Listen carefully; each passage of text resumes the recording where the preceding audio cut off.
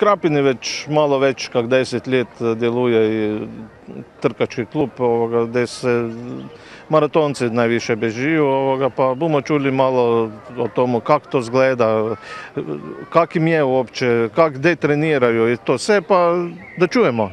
Tako je, znači klub je osnovan 2004. godine.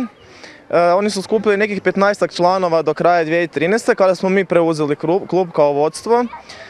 To su prije bile sve malo stariji članovi, onda smo mi kao neka mlada snaga preuzeli taj klub i počeli sa malo boljim razvijanjem kluba.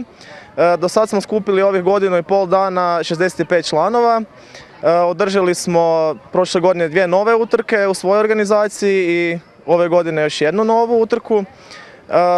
Treniramo po gradu, trčimo po gradu, nalazimo se u vremenu kada nam odgovara, znači nisu to neka fiksna vremena.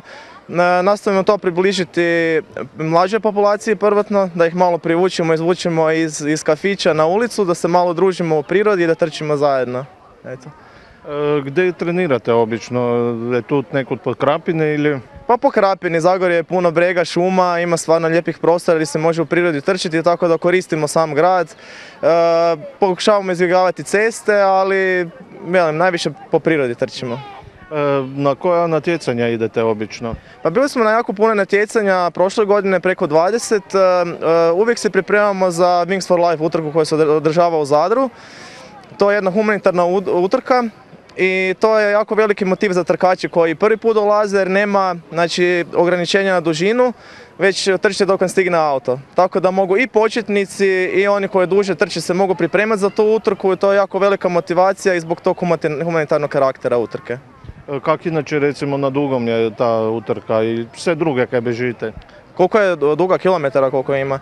Znači ta utrka nema ograničenje po dužini, ali mi inače kombiniramo da idemo na što više različitih utrka, tako da mogu svi sudjelovati. Od utrka na 5 km, na 10 takozvanih scenera koje su najpopularniji, njih ima najviše u Hrvatskoj, pa naravno do polumaratona, maratona, trekinga koje se trče po prirodi, po šumi, znači svega ima, svih mogućih dužina i utrka, vrsta utrka. Koji su vam planovi sad za dalje, kam idete na teru utrku? Pa sad najviši planovi su nam u stvari organizacija utrka u Krapini, jer hoćemo privući što više trkača, ljudi da dođu u Krapinu, da trče sa nama.